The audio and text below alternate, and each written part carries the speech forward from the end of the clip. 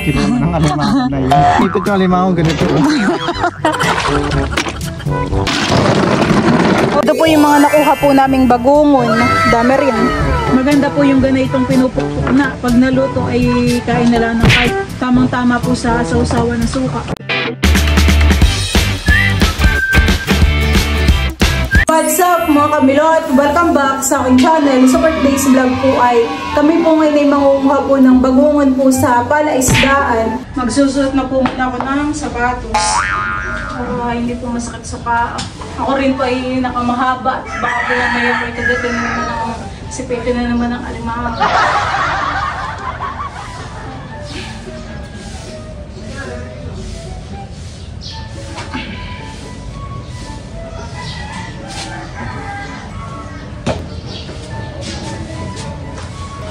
Maliit sa akin to ah. Pinakang huli kong nagbagungon ay yung sa binabantayan nila kay Binja. Ito na po yung aking mga nakuha, 4. Kasi baka mamaya alimango na ang... Po yung mga nakuha po namin dito. Bali kami po ay lilipat po dun sa kabila. Kami po ay dito na po dumadaan sa gitna. Kami po ay papunta po dun sa kabilang dulo.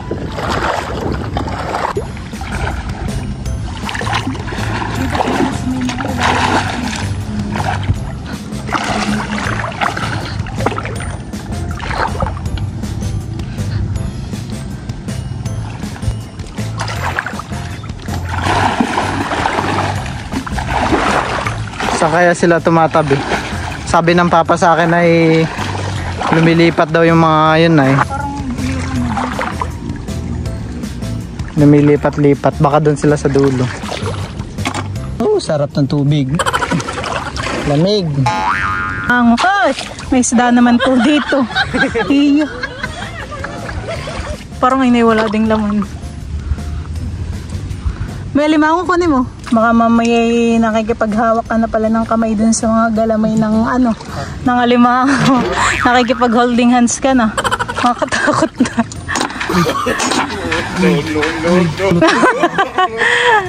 Dito nga sa ilalim, madami. Ikaw na may labas ang mga patin sa ilalim. Oh, dami dito. Oh, isa, dalawa. Basta dito sa mga damo sila nag-siksik.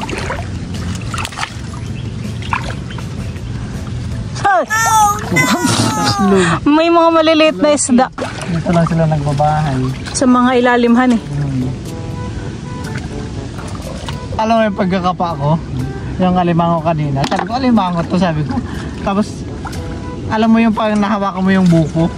Yung nahawakan ko yung ilalim niya. Pag parang buko. Pero naggumalay. Hindi sinipit yung kamay ko. Ito lang sila nagsisiksik yan eh. Si Drew po pala kaya po hindi po namin kasama pangunguha po ng bagungon ay bawal po siya sa putikan. Gawa po ng kanyang paa. Nagsusugat. Nakatikim ka na ng ganito? Opo. Yung luto din na mga ginataan na. Opo. Nina naman yung unang punta natin dun sa walang kadamu-damuhan eh. Kaya wala tayong nakuha. Diyan na rin sa damuhan, diyan sa gitna. Marami din diyan. Lipat na tayo dun sa kabila. Ano kuha ka?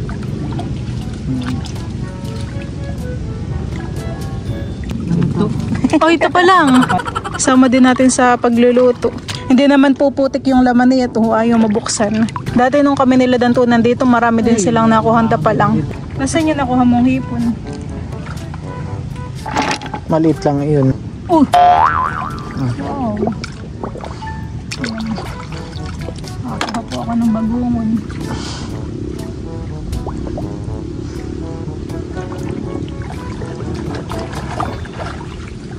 Kung low tide po sana ay mas maganda pang ngunguha po ng ganitong bagungon at aninaw mula ang kada ang tubig.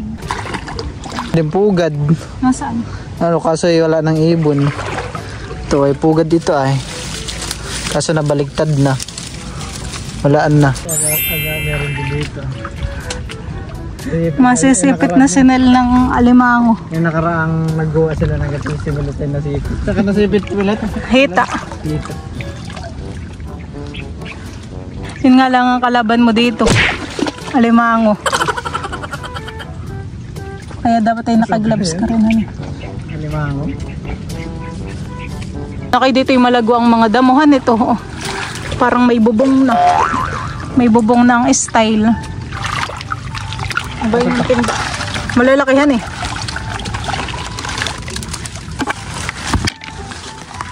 Bubong. Dito sila nakabaon lang sa putik. Lalo na sa dulo.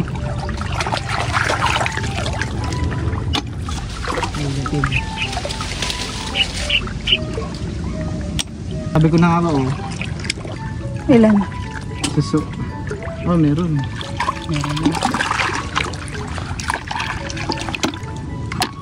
Pwede may labso. Uy, nakakuha. Ay! Akala ko alam ako na yung gumagapa. Kamay lang pala ni Nel. Kita mo ng alimango na yun. Bakit? Lalaki na yun. Manipit yung alimango ganito, oh. Mahalata mo agad doon eh. Paano manipit mo yung labas yung alimango? Ganun pala kayo. Baka umang. Tingnan, mga sira na tingin. Yung iba. Ay. Ano sa puwit ka ma? Alimango nang nanundot ng po.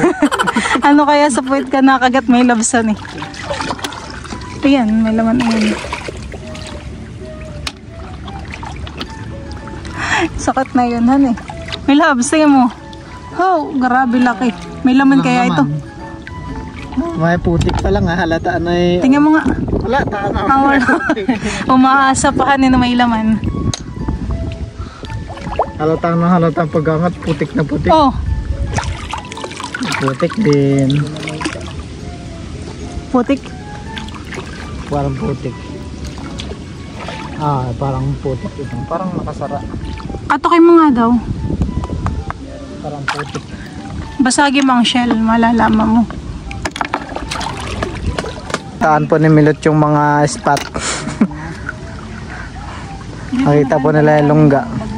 Direkta ang araw. Makakarami kayo dyan, ha. Nilulubog yung pa ako. Mga ngapa lang po tayo dito ng bagungon. Ayun, may nakuha na ako. Dalawa. Magkalapit to. Oh, meron uli. Dalawa po ulit.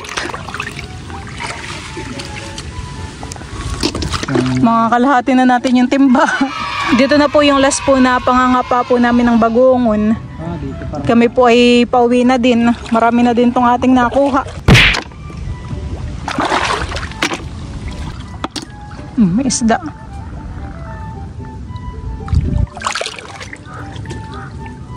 Wala pang nasisipit ng alimango, han eh. What?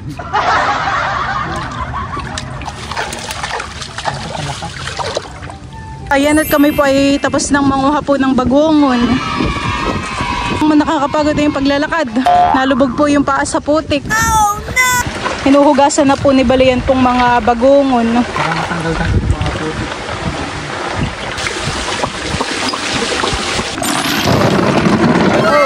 Ito na po yung mga nakuha po naming bagungon. Marami din po. Yan pa at pinupukpok na po dito ni Balayan pong mga bagungon at kami po ay magluluto. Bali naman po ipakukuluin lang po namin. Saglit lang din yung ating pangunguhahan eh. Pero tayo nakakalahating timba din.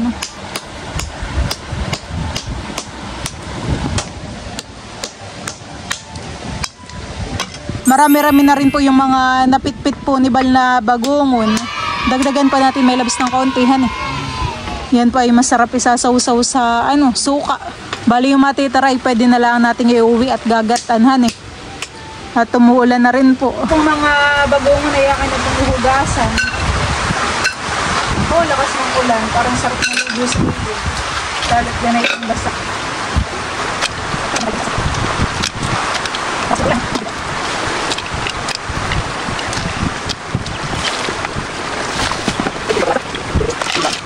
Akin na pong naisalang po itong mga bagungon. Ito po ay nilagyan ko lang po ng asin at tubig. Ito po ay pakukuluin po natin hanggang sa maluto po yung laman po na iyan. Si Drew po ay kukuha po ng dahon po na itong kapatot. Hindi naman kaya bebe Makati. Hindi naman han eh. Para Walang ligpit. wala nang ligpitin natin na may bagungan laang. Magaganda ang dahon, han eh. Kami rin po dito ay meron pong sukang sasa para po sa sausawan. Nakaideya na bumagsak sa gilid, han eh. Ano kaya naman kunin? Ay, yung isa.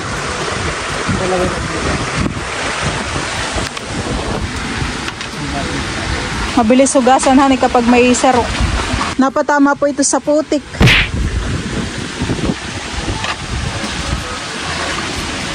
Nalaman natin yan. Kapag babalik na ang Oh, sarap ng sabaw, matatapon. Oh, sarap ng sabaw. Ba yun, tunggay ninyo. Bigay mo muna kay Dro. Busin na ninyo yung sabaw. O, pwede naman kayo magbaso. Tamis.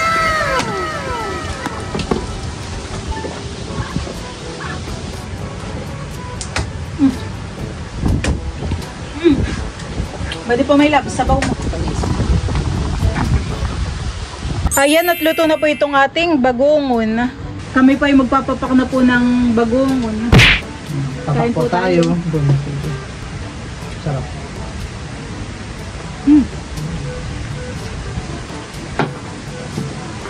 May lab sa usawan. Oh. Magdahon-dahon pa tayo. Kain po tayo. Kain po. Kain po. Kasi masarap din gagataan eh. Para may papak. Init. Ang gusto ko sa bagongon na yung ganitong ano lang papak. Masarap kan eh. Naputi naman. Sayang. Maganda po yung ganitong pinupukpok na at pag naluto ay kain na lang ng kain, hindi ka na magsisip-sipan eh. Hindi ka na manunungkit. Tikit-tikit. Tikit-tikit na lang. Tamang-tama po sa sausawan ng suka. Napaka-asim naman, grabe.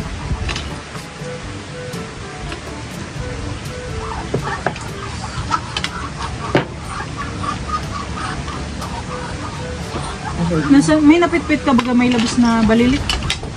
Patingin natin kay Nene. Ano? Mapait yata yun. Matag ng kaunti. Hindi naman ito Tikman mo, mapait. Ito ako naghahanap. Gusto ko rin matikman. Yung bagay yung laging nahuli? Una?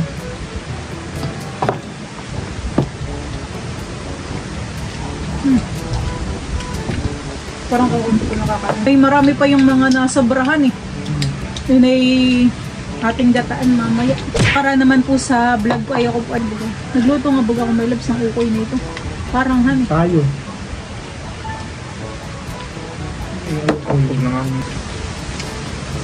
Kami pag ganito ay pinapalipas muna namin ng isang araw. Pwede rin naman. Ay labas niya ang putik. Ito po ay pinapalipas ng mga ilang araw bago kainin para wala na yung putik niya. Yung kanyang kinain han eh. Ay kung ay naman ay papagpalipas pa natin.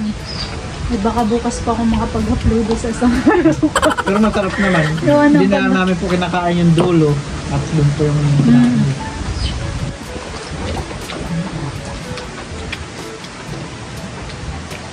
Ito po ay tumatagal din sabi ni Papa ng isang buwan. Basta't Tagal din. basta't hindi siya nababasa ng ulan. Mabubuhay lang sila. Harap. Dapat nilagyan mo ito ng luya ay. Kaya nga. Tsaka o kaya tanglad. May tanglad yata dyan eh. Maraming tanglad dyan sa likod. Likod. Tanglad ba yun o supal? May damo. Putik na kanain yan. Harap. Ito mabango rin kapag iniihaw han eh.